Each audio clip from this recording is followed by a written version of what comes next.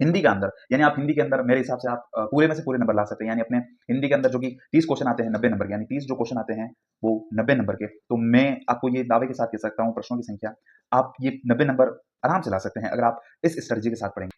मैंने हिंदी के अंदर 2 अलग-अलग चीज़ें कर रखी है, जैसे कि याद करने वाले और समझने वाले टॉपिक। याद करने वाले में पर्यायवाची, विलोम, युग्म, मुहावरे, कहावतें, वाक्यांश के लिए एक शब्द, और समझने वालों में संधि, समास, उपसर्ग, प्रत्यय ये हैं।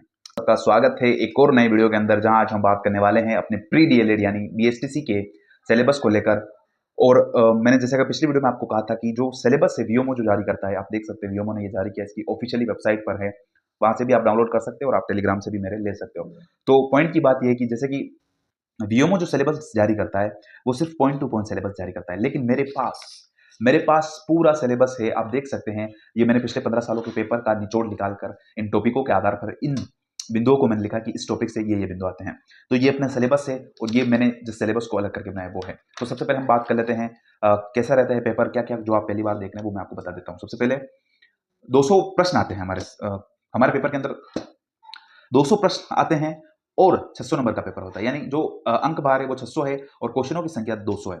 तो सबसे पहले रीजनिंग यानी मानसिक योग्यता में अपने 50 क्वेश्चन आते हैं 150 नंबर के, ठीक है। उसके बाद अपने राजस्थान जीके जो कि 50 क्वेश्चन आते हैं 150 नंबर का। फिर टीचिंग एप्टीट्यूड यानी शिक्षण अभिक्षमता 50 क्वेश्चन 150 नंबर के। फिर उसके बाद लैंग्वेज की बात करते हैं तो आपको कंपलसरी अंग्रेजी होती है और आपको हिंदी या संस्कृत में से आपके हिसाब से लेनी पड़ती है। मेरी हिंदी थी और इंग्लिश आप कंपलसरी होती है, यानी इंग्लिश 60 नंबर की होती है और हिंदी या संस्कृत अपने 90 नंबर की होती है। तो ये हमने बात कर ली। अपने जो वीओमो का जो सिलेबस होता है वो आप देख सकते हैं आराम से, बिल्कुल बिना किसी टेंशन के।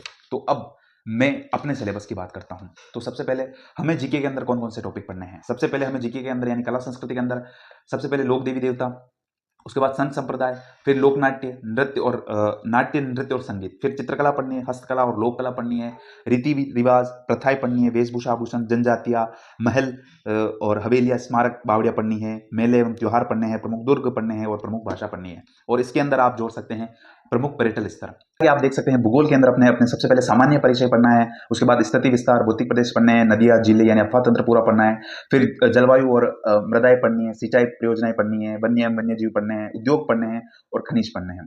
इतिहास के अंदर हमें सिर्फ प्रमुख राजवंशों में से मेवाड़, मारवाड़, चौहान और आमेर यानी कछवाहा पढ़ना है। उसके बाद मॉडर्न हिस्ट्री यानी आधुनिक में से अपने 18 क्रांति पढ़नी है, एकीकरण पढ़ना है, प्रजामंडल, किसान आंदोलन और जनजाति आंदोलन।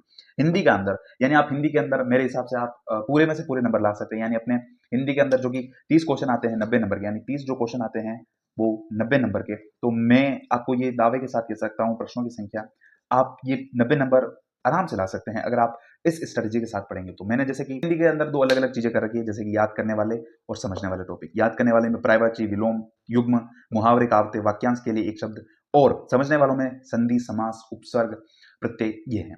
तो आप देख सकते हैं पूरा आपको बिल्कुल वीडियो समझ में आ गया होगा मेरे हिसाब से।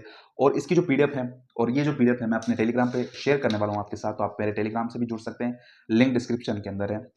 और इस चैनल पे हम लगातार ये सारी क्लासेस भी लेके आने वाले हैं। मैंने पूरा विचार कर लिया है, हिंदी के लिए, भूगोल के लिए, सबके लिए मैं क्लासेस लेके आने वाला हूँ।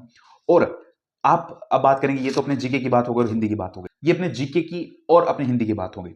अब रीजनिंग के अंदर आपको क्या पढ़ना है और इंग्लिश के अंदर क्या पढ़ना है। इंग्लिश के अंदर यही पढ़ना है, मैं आपको बता देता हूँ। ये अपने इंग्लिश का तो प्रॉपर सिलेबस दे रखा है इन्होंने, आप देख सकते हैं ये कि ये टॉपिक पढ़ने, जिसमें नरेशन है, प्रीपोजिशन है, आर्टिकल्स है, टेंस है, ये सारी चीज़ें आपको पढ़नी है। और मैं आपको बता दूंगा कि इंग्लिश आपको कहाँ से पढ़नी है। रीजनिंग के टॉपिक जो कि मैं इसी वीडियो के आगे मैं आपको लक्ष्य की जो गाइड आती है उसके जो आगे जो सिलेबस दे रखा है उसी में से आपको पढ़ना है। तो बिना किसी डर के, बिना किसी झिझक के आप अभी से तैयारी शुरू कर सकते हैं।